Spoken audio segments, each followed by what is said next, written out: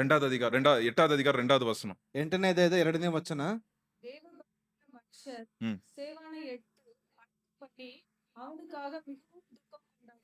நிறைய பேர் துக்கம் கொண்டாடுறாங்க ஸ்தேவான் மரணத்துக்காக. ಅಲ್ಲಿ ಸ್ಟೇಫನನ ಮರಣಕ್ಕಾಗಿ ಅವನಿಗೋಸ್ಕರ ಬಹಳವಾಗಿ ಗೋಳಾಡ್ತಾ ಇದ್ದಾರೆ. நிறைய பேர் நினைச்சிருப்பாங்க, ச்சே எவ்வளவு பெரிய ஊழியக்காரன், எவ்வளவு அற்புதம் செஞ்சாரு, எவ்வளவு வல்லமையா இருந்தாரு, ச்சே சீக்கிரமா போயிட்டாரே அப்படின்னு எல்லாரும் அழுறாங்க. ಎಲ್ಲರೂ ಅಲ್ಲಿ ಎಷ್ಟು ದೊಡ್ಡ ಉತ್ತಮವಾಗಿರ್ತಕ್ಕಂಥ ಒಬ್ಬ ಸೇವಕ ಅದ್ಭುತಗಳನ್ನು ಮಾಡಿರ್ತಕ್ಕಂಥವನ್ನು ಬಹಳ ಬೇಗವಾಗಿ ಹೋಗ್ಬಿಟ್ರಲ್ಲ ಎಂಬುದಾಗಿ இப்ப எல்லாருக்கும் பயம் வந்துருச்சு சர்ச். ಎಲ್ಲರಿಗೂ ಭಯ ಉಂಟಾಗ್ತದೆ ಸಭೆಯಲ್ಲಿ.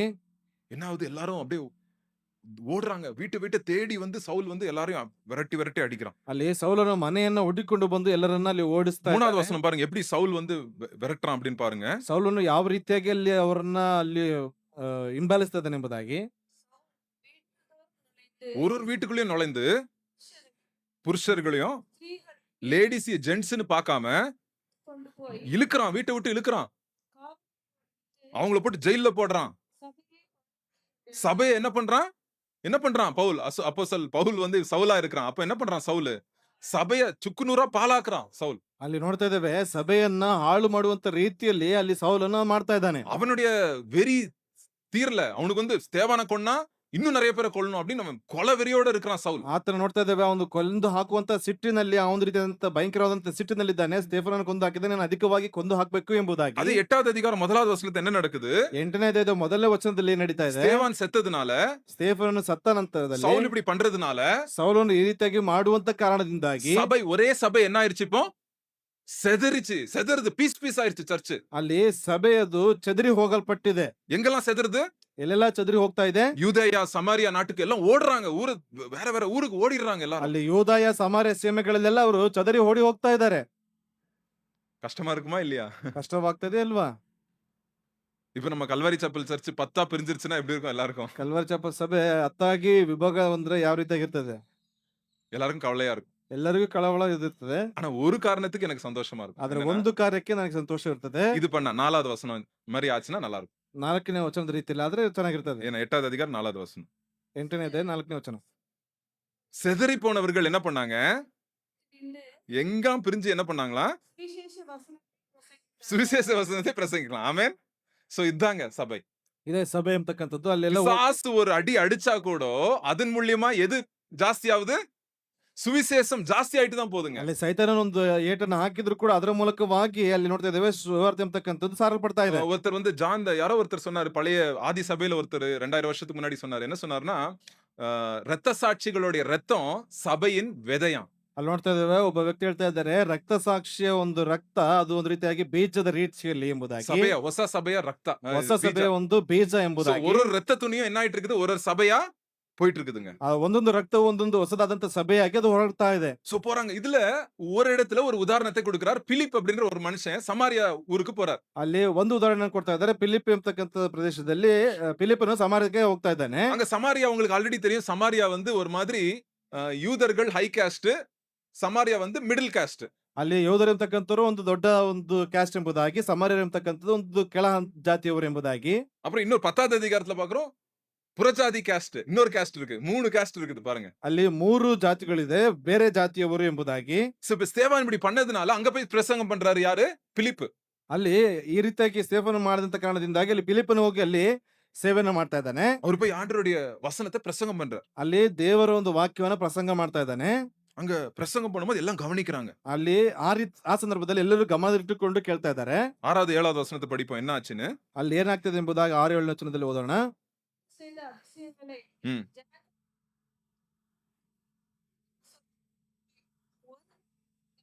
அவன் சொல்ற மெசேஜ ஒருமனப்பட்டு அப்படியே கவனிக்கிறாங்க. அநேகர் அநேகருக்குள்ள இருந்த அசுத்தாவிகள் தோடே அசுத்தாவி சத்தத்தோட கூப்பிட்டு இது புறப்பட்டது. ம்.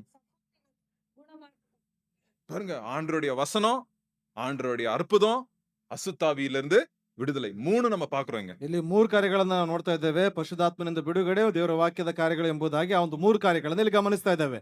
எனக்கு பிடிச்ச வசனம் 8வது வசனம். ನನಗೆ ಇಷ್ಟವಾದಂತ ವಚನ 8ನೇ அந்த ವಚನ. சமாரியா பட்டணம் முழுவதும் என்ன இருந்துச்சா, என்ன நிறைஞ்சிருந்துச்சா, என்ன உண்டாயிருச்சு, மிகுந்த சந்தோஷம் ಆ உண்டாயிருச்சு. ಪಟ್ಟಣದಲ್ಲಿ ಸಂಪೂರ್ಣವಾಗಿ ಬಹು ಸಂತೋಷವುಳ್ಳವರಾಗಿದ್ರು ಎಂಬುದಾಗಿ. 2வது வசனத்தை எல்லாம் அழுதுட்டே இருந்தாங்க. ಎರಡನೇ ವಚನದಲ್ಲಿ ಎಲ್ಲರೂ ಅಳ್ತಾ ಇದ್ದಾರೆ. இங்க 8வது வசனத்துல என்ன பாக்குறாங்க எல்லாரும்? 8ನೇ ವಚನದಲ್ಲಿ ಎಲ್ಲರೂ ಏನ್ ನೋಡ್ತಾ ಇದ್ದಾರೆ? சந்தோஷங்க. ಸಂತೋಷವನ್ನ ನೋಡ್ತಾ ಇದ್ದಾರೆ. கண்ணீரோட விதைக்கிறவர்கள் கம்பீரத்தோட என்ன பண்ணுவாங்க? அறுப்பார்கள். ಅಲ್ಲಿ ಕಣ್ಣೀರಿಂದ ಬಿತ್ತುವಂತವರು ಸಂತೋಷದಿಂದ ಅವರು ಕೊಯ್ಯಲ್ಪಡ್ತಾರೆ ಎಂಬುದಾಗಿ. எல்லாரும் சந்தோஷமா இருக்கிறாங்க அந்த இடத்துல. ಎಲ್ಲರೂ ಸಂತೋಷವಾಗಿ ಕಾಣ್ಕೊಳ್ತಾ ಇದ್ದಾರೆ. ஒரு பெரிய அற்புதத்தை பார்த்திருக்காங்க. ದೊಡ್ಡ ಒಂದು ಅದ್ಭುತವನ್ನ ಅಲ್ಲಿ ನೋಡ್ತಾ நிறைய பேர் ಇದ್ದಾರೆ. இயேசுப்பா கிட்ட வந்திருக்காங்க. ಅನೇಕರು ಯೇಸು ಕ್ರಿಸ್ತನ ಬಳಿಗೆ So, ಬರಲ್ಪಟ್ಟಿದ್ದಾರೆ. அதனால பிரச்சனைகள் வரும்போது நீங்க யாரும் கவலையே படாதீங்க. ಆ ಕಾರಣದಿಂದಾಗಿ ಸಮಸ್ಯೆಗಳು ಬರುವಾಗ ಯಾರು ಚಿಂತೆಯಲ್ಲಿ ಕೂತ್ಕೊಳ್ಳುವಂತದ್ದು ಬೇಡ. நான் சொல்றேன், இன்னைக்கு நான் இங்க நிக்கிறேன்னா என்னுடைய வாழ்க்கையில வந்த பிரச்சனைகளுக்கு காரணம் தான் எனக்கு இங்க என்ன கூட்டு வந்து நிக்க வைக்குது. ನಾನು ಇಲ್ಲಿ ನಿಂತ್ಕೊಂಡಿದ್ದೇನೆ ಅಂತಂದ್ರೆ ನನ್ನ ಜೊತೆ ಸಮಸ್ಯೆಗಳೇ ನನ್ನ ಬಂದು ಇಲ್ಲಿ ನಿಲ್ಲುವುದಕ್ಕೆ எனக்கு ಪ್ರಾರಂಭಿಸಿದೆ. பைபிள் நல்லா தெரியும்னா என் பிரச்சனைகள் தான் அதுக்கு காரணம். பைபிள் நிறைய தெரிஞ்சுக்கிறதுக்கு. ನಾನು ಸತ್ಯವೇದವನ್ನು ಚೆನ್ನಾಗಿ ತಿಳ್ಕೊಂಡಿದ್ದೇನೆ ಅಂತಂದ್ರೆ ನಾನು ಇರ್ತಕ್ಕಂಥ ಸಮಸ್ಯೆಗಳ ಕಾರಣದಿಂದಾಗಿ ನಾನು ಸತ್ಯವೇದ இன்னும் பைபிள் ತಿಳ್ಕೊಂಡಿದ್ದೇನೆ. தெரிஞ்சுக்கணும்னு ஆசைப்படுறேன்னா என்னுடைய பிரச்சனைகள் தான் அதுக்கு காரணம். ನಾನು ಇನ್ನೂ ಅಧಿಕವಾಗಿ ತಿಳಿದುಕೊಳ್ಬೇಕೆಂಬುದಾಗಿ ಆಸೆ ಪಡ್ತಾ ಇದ್ದೇನೆ ಅಂದ್ರೆ ನಾನು ಇರ್ತಕ್ಕಂಥ ಇನ್ನೂ ಸಮಸ್ಯೆಗಳೇ ಕಾರಣ.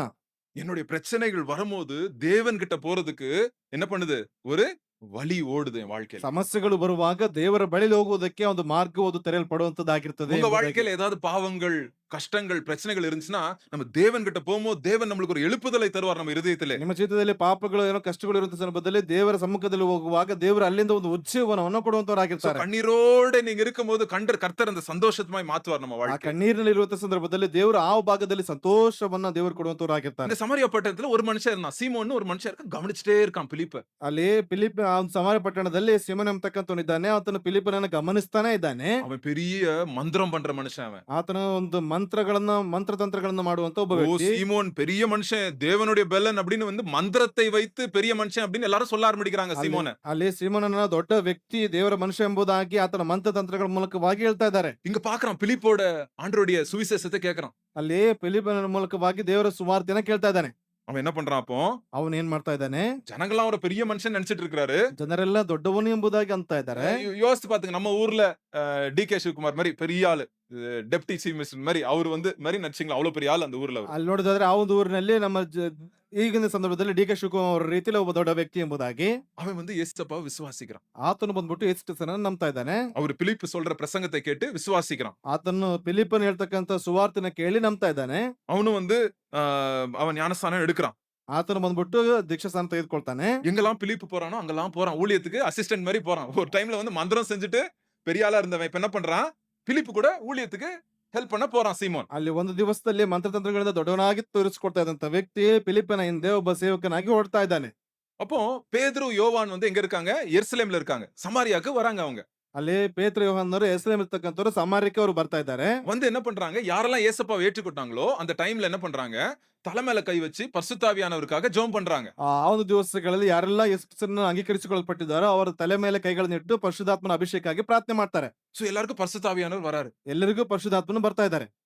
இத பாக்குறான் சீமோன். ಇದನ್ನ ಗಮನಿಸ್ತಾ ಇದ್ದಾನೆ ಸೀಮೋನನು. என்னடா பிலிப்பு பார்த்தா அற்புதம் செய்றாரு. ಫಿಲಿಪ್ಪನ ನೋಡಿದ್ರೆ ಅದ್ಭುತಗಳ ಮೇಲೆ ಅದ್ಭುತ ಮಾಡ್ತಾನೆ. இந்த பேதுரு, யோவான் வராங்க. தலை மேல கை வச்சோனே எல்லாருக்கும் பரிசுத்தாவியானவர் வராரு. ಪೇತ್ರ ಯೋಹಾನರು ಬರ್ತಾ ಇದ್ದಾರೆ. ಎಲ್ಲರ ಮೇಲೆ ಕೈಗಳನ್ನ ಇಟ್ಟು ಪರಿಶುದ್ಧಾತ್ಮನ ಪ್ರಾರ್ಥಿಸ್ತಾ ಇದ್ದಾರೆ.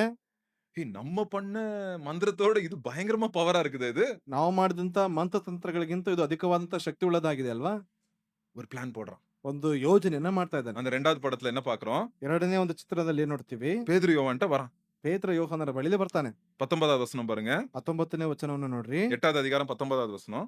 நான் எவன் மேல் என் கைகளை வைக்கிறேனோ நான் யார் மேல் கைகளை வைக்கிறேனோ பரிசுத்த ஆவியை அவங்களும் பரிசுத்தாவியை பெறத்தக்கதாக இந்த அதிகாரத்தை கொடுக்க வேண்டும் என்றான். என்ன பண்றான்? கொஞ்சம் என்ன கொடுக்குறாரு? காசு கொடுக்குறாரு. ಅಲ್ಲಿ ಸ್ವಲ್ಪ ಹಣವನ್ನು ಕೊಡೋದಕ್ಕೆ ಬರ್ತಾ ಇದ್ದಾನೆ. காசு கொடுத்து எனக்கு பவர் வேணும் அப்படின்றார். ಕಾಸು ಕೊಟ್ಟು ನನಗೆ ಆ ಒಂದು ಶಕ್ತಿ ಬೇಕು ಎಂಬುದಾಗಿ ಕೇಳ್ತಾ ಇದ್ದಾನೆ. இப்ப நம்ம வீட்டுல வந்து கரண்ட் பில் கட்டி நம்மளுக்கு என்ன கிடைக்குது? ವಿದ್ಯುತ್ ಶಕ್ತಿ கிடைக்குதுல, பவர் கிடைக்குதுல, அதே மாதிரி நினைக்கிறாரு இவரு. ಅಲ್ಲಿ ನಾವು ಹಣವನ್ನು ಕೊಟ್ಟು ಯಾವ ರೀತಿಯಾಗಿ ಒಂದು ಕರೆಂಟ್ ಬರ್ತಾ ಇದೆ ಆ ರೀತಿಯಾಗಿ ಅವ್ರು ಕೇಳ್ತಾ ಇದ್ದಾರೆ. பணம் இருக்கு இவன்ட்ட. ಹಣವಿದೆ ತನ್ನಲ್ಲಿ. உலக பிரகாரமான சக்தி இருக்கு. மாயமந்திரம் பண்ற சக்தி இருக்கு. ಆ ಲೌಕಿಕವಾದಂತ ಮಾಯ ಮಂತ್ರ ಮಾಡುವಂತ ಶಕ್ತಿ ಆತನಲ್ಲಿದೆ. அவனுக்கு வேணும்ன்றது என்னது? ಆತನಿಗೆ என்ன ಬೇಕಾಗಿರ್ತಕ್ಕಂಥ சக்தி வேணும்? பரிசுத்தாவியின் சக்தி வேணும். ಪರಿಶುದ್ಧಾತ್ಮನ ಶಕ್ತಿ ಆತನಿಗೆ ಬೇಕಾಗಿದೆ. அவன் நினைக்கிறான் அவன் பேரை வச்சு அவன் காசை வச்சு வாங்கலாம்னு நினைக்கிறான். ಆತನೇನ್ ಅಂದ್ಕೊಳ್ತಾ ಇದ್ದಾನೆ? ಆತನ ಹೆಸರನ್ನ ಇಟ್ಟು ಆ ಒಂದು ಹಣದ ಮೂಲಕವಾಗಿ ತೆಗೆದುಕೊಳ್ಬಹುದು ಎಂಬುದಾಗಿ. ஆண்டவர் மனிதனுடைய பணத்தையும் பாக்கெட்டையும் மனிதனுடைய பெயரும் பார்க்க மாட்டாருங்க. ದೇವರು ಮನುಷ್ಯನ ಮುಖವನ್ನಾಗ್ಲಿ ಅಥವಾ ಆತನ ಹಣವನ್ನಾಗ್ಲಿ ಅಥವಾ ಆತನ ಜೇಬನ್ನ ನೋಡುವುದಿಲ್ಲ. பேதுரு என்ன சொல்றாரு அவனை பார்த்து? ಪೇತ್ರನ ನೋಡಿ ಏನ್ ಹೇಳ್ತಾ ಇದ್ದಾರೆ? 20வது வசனம். 20ನೇ ವಚನ. பேதுரு அவனை நோக்கி, தேவனுடைய வரத்தை தேவனுடைய வரத்தை நாளே பணத்தினாலே பகுத்துக் கொள்ளலாம் என்று ஆ, நீ நினைத்தபடியால் ம். உன் பணம் உன்னோடு கூட நாசமாய் போகிறது. உன் பணம் உன்னோட கூட என்னவாது நாசமா போ அப்படின்றாரு அவரு. ಅಲ್ಲಿ ಹೇಳ್ತಾ ಇದ್ದಾನೆ, ದೇವರ ಒಂದು ವರವನ್ನ ಹಣಕ್ಕೆ ಕೊಂಡುಕೊಳ್ಳಬಹುದು ಎಂಬುದಾಗಿ ಭಾವನೆ ಮಾಡ್ಕೊಳ್ತಾ ಇದೆಯೋ, ಆ ಕಾರಣದಿಂದಾಗಿ ನಿನ್ನ ಹಣವು ನಿನ್ನಿಂದ ಹಾಳಾಗಿ ಹೋಗ್ಲಿ ಎಂಬುದಾಗಿ. நீனு நாசமா போ, உன் பணமும் நாசமா போட்டு அப்படின்னு ನೀನು சொல்லிட்டாரு. ನಾಶವಾಗಿ ಹೋಗು, ನಿನ್ನ ಹಣವು ನಾಶವಾಗಿ ಹೋಗ್ಲಿ ಎಂಬುದಾಗಿ பயந்துடுறான் அவன். ಆತನ ಭಯ. ஐயோ சார் எனக்காக ஜெபம் பண்ணுங்க சார், என் இருதயத்துல ரொம்ப அசுத்தம் இருக்குது, ஜெபம் பண்ணுங்க சார் எனக்காக. ನನ್ನ ಹೃದಯದಲ್ಲಿ ಬಹಳ ಅಶುದ್ಧತ್ವ ಇದೆ, ನನಗಾಗಿ ಪ್ರಾರ್ಥನೆ ಮಾಡ್ರಿ ಎಂಬುದಾಗಿ ಕೇಳ್ಕೊಳ್ತಾ 23வது ಇದ್ದಾನೆ. வசனத்துல சொல்றாரு, 23ನೇ ವಚನವನ್ನು ಹೇಳ್ತಾ ಇದ್ದಾರೆ. சிலோ கசப்பான பிச்சையிலும் பாவக்கட்டிலும் அகப்பட்டிருக்கிறத நான் பாக்குறேன். உன் இருதயத்துக்குள்ள அப்படியே பாக்குறாரு, ஸ்கேன் மிஷின் மாதிரி பாக்குறாரு பேதுரு அவர் இருதயத்துக்குள்ள என்ன இருக்குன்னு. ಪೇತ್ರನು ಆತನ ಹೃದಯವನ್ನ ಸ್ಕ್ಯಾನಿಂಗ್ ಮಿಷಿನ್ ರೀತಿಯಲ್ಲಿ ಗಮನಿಸ್ತಾ ಇದ್ದಾನೆ. ஏய் ஸ்கேன் பண்ணிட்டேன், ஏசு பரிசுத்தாவியானவர் ஸ்கேன் பண்ண வச்சாரு, உன் இருதயத்துல கசப்பு இருக்கு, பாவம் இருக்கு, அசுத்தம் இருக்கு அப்படின்னு சொல்றாரு. ಅವ್ರು ಹೇಳ್ತಾ ಇದ್ದಾರೆ, ಪರಿಶುದ್ಧಾತ್ಮನ ಮೂಲಕವಾಗಿ ನಾನು ನೋಡಲ್ಪಟ್ಟಿದ್ದೇನೆ, ನಿನ್ನಲ್ಲಿ ಹಾನಿಕರವಾದಂತ ವಿಷಯವೂ ದುಷ್ಟತನವೂ ಇದೆ ಎಂಬುದಾಗಿ. அப்ப சீமோன் சொல்றான், ஐயோ எனக்காக ஜெபம் பண்ணுங்க சார் அப்படின்னு சொல்றாரு. ಆಗ ಸಿಮೋನ್ ಹೇಳ್ತಿದ್ದಾನೆ, ನನಗೋಸ್ಕರ ಪ್ರಾರ್ಥನೆಗಳನ್ನು ಮಾಡ್ರಿ ಎಂಬುದಾಗಿ. பாருங்க எவ்வளவு வல்லமை உள்ளது பரிசுத்தாவியானவருடைய கிஃப்ட். ಅಲ್ಲಿ ಪರಿಶುದ್ಧಾತ್ಮನ ಒಂದು ಉಡುಗೊರೆ ಎಂಬತಕ್ಕಂಥದ್ದು ಎಷ್ಟು ಪರಿಶುದ್ಧವಾಗಿರ್ತಕ್ಕಂಥದ್ದು. பரிசுத்தாவியின் என்னது நம்மளுக்கு? அது பரிசுத்தாவியானவர் யாரு நம்மளுக்கு? கிஃப்ட்ங்க. நீங்க ಪರಿಶುದ್ಧಾತ್ಮನ ಎಂಬತಕ್ಕಂಥದ್ದು ಅಲ್ಲಿ ನಮಗೆ ಒಂದು ಉಡುಗೊರೆ. உங்களுக்கு யாரா கிறிஸ்மஸ் கிஃப்ட் கொடுத்தாங்க? ನಿಮ್ಗೆ ಯಾರೋ ಒಬ್ರು ಕ್ರಿಸ್ಮಸ್ ಗಿಫ್ಟ್ ಕೊಟ್ಟಿದ್ದಾರೆ, இன்னும் திறக்கவே இல்ல. ಇನ್ನು ತೆಗಿಲೇ ಇಲ್ಲ. ஏய் கிஃப்ட் இருக்கு, நல்லா இருக்கு, நல்லா இருக்கு, நல்லா இருக்கு. ಗಿಫ್ಟ್ ಇದೆ ಚೆನ್ನಾಗಿದೆ ನನಗೆ. நிறைய பேர் பரிசுத்தாவியானவர் இப்படிதான் நம்ம ட்ரீட் பண்றோம். ಅನೇಕರು ಪರಿಶುದ್ಧಾತ್ಮನ ಇದೇ ರೀತಿಯಾಗಿ ಅವರು ನಡೆಸ್ಕೊಡ್ತಾರೆ. சர்ச்சில் சொல்லிருக்காங்க gift gift gift. ಸಭೆಯಲ್ಲಿ ಹೇಳಿದ್ದಾರೆ ಗಿಫ್ಟ್ ಎಂಬುದಾಗಿ, ಉಡುಗೊರೆ ಎಂಬುದಾಗಿ. நான் யூஸ் பண்ண மாட்டேன். ನಾನು ಉಪಯೋಗಿಸುವುದಿಲ್ಲ. அப்படியே gift பேக் பண்ணாம அப்படியே ஓபன் பண்ணாம வச்சிருக்கேன். ಆ ಗಿಫ್ಟ್ ಅನ್ನ ಉಪಯೋಗ ಮಾಡದೇನೆ ನೋಡದೇ ಇರತಕ್ಕಂತ ರೀತಿಯಲ್ಲಿ ಅದನ್ನ ஆண்டவர் ಹಾಕಿದ್ದೀನಿ. கிறிஸ்தவர்களுக்கு ஒருத்தருக்கும் ஆண்டவர் அந்த gift கொடுத்திருக்காரு. ಒಬ್ಬೊಬ್ಬ ಕ್ರೈಸ್ತರಿಗೂ ದೇವರ ಒಂದು ಉಡುಗೊರೆಯನ್ನು ಕೊಡಲ್ಪಟ್ಟಿದ್ದಾರೆ. உபயோகப்படுத்த இன்னும் நிறைய கொடுத்துட்டே இருப்பாரு. ಅದನ್ನು ಉಪಯೋಗಿಸ್ತಾ ಅಧಿಕವಾಗಿ ಕೊಡಲ್ಪಡ್ತಾರೆ. இல்ல அமுக்கி வச்சுக்கிறேன் அப்படின்னா கொடுக்க முடியாது தேவனால. ಇನ್ನು ಅದನ್ನ ಅದಿಮೆ ಇಟ್ಕೊಳ್ತೇನೆ ಅಂತಂದ್ರೆ ಅದನ್ನ ಕೊಡುವುದಕ್ಕಾಗುವುದಿಲ್ಲ. சோ இங்க பேதுரு, யோவான், பிலிப்பு எல்லாரும் உபயோகப்படுத்துறாங்க ஆண்டவர் கொடுத்த gift. ಅಲ್ಲಿ ಪೇತ್ರ, ಯೋಹಾನ, ಫಿಲಿಪ್ ಎಲ್ಲರೂ ದೇವರು ಕೊಟ್ಟಿರ್ತಕ್ಕಂಥ ಉಡುಗೊರೆಯನ್ನು ಅವರು ಉಪಯೋಗಿಸ್ತಾ ಇದ್ದಾರೆ. ஆண்டவர் இன்னும் அதிகமாய் ஊற்றுகிறார் தன்னுடைய பரிசுத்த ஆவியானவரை. ಪರಿಶುದ್ಧಾತ್ಮನು ಇನ್ನು ಅಧಿಕವಾಗಿ ಅವರ ಮೇಲೆ ಸುರಿಸಲ್ಪಡ್ತಾ ಇದ್ದಾನೆ. நீங்க அமைதியா உட்கார்ந்து இருக்கீங்களா உங்க வாழ்க்கையில? ನೀವು ನಿಮ್ಮ ಚಿತ್ತದಲ್ಲಿ ಅದನ್ನ ಶಾಂತವಾಗಿ ಕೂತ್ಕೊಂಡಿದ್ದೀರಾ? இல்ல நீங்க பெரிய பெரிய ஊழியம் செய்ய வேண்டாம், சின்னதாய் உங்க குடும்பத்துல நீங்க செய்யலாம். ನೀವು ದೊಡ್ಡ ದೊಡ್ಡ ಸೇವೆಗಳನ್ನು ಮಾಡುವಂತದ್ದಲ್ಲ, ಚಿಕ್ಕದಾಗಿರ್ತಕ್ಕಂಥ ಸೇವೆನ ನಿಮ್ಮ ಕುಟುಂಬಗಳಲ್ಲಿ ಮಾಡಬಹುದು. சபைகளிலே சேர்ந்து நீங்க செய்யலாம். ಸಭೆಯಲ್ಲಿ ಸೇರಿ ನೀವು ಮಾಡಬಹುದು. ஆண்டவர் அது கிஃப்டாய் நம்மளுக்கு கொடுத்திருக்கு. ದೇವರು ಅದನ್ನ ಉಡುಗೊರೆಯಾಗಿ ಕೊಡಲ್ಪಟ್ಟಿದ್ದಾರೆ. காசு இருந்த சீமோனுக்கு கிடைக்கல, புகழ் இருந்த சீமோனுக்கு அது கிடைக்கல. ಕಾಸಿದ್ದಂತ ಹೊಗಳಿಕೆ ಇದ್ದಂತ ಒಂದು ಸಿಮೋನನಿಗೆ ಅದು ಸಿಗಲ್ಪಡಲಿಲ್ಲ. ஆண்டவர் நம்மளுக்கு கொடுத்திருக்கிறார். ದೇವರು ನಮಗೆ ಅದನ್ನ ಕೊಡಲ್ಪಟ್ಟಿದ್ದಾರೆ.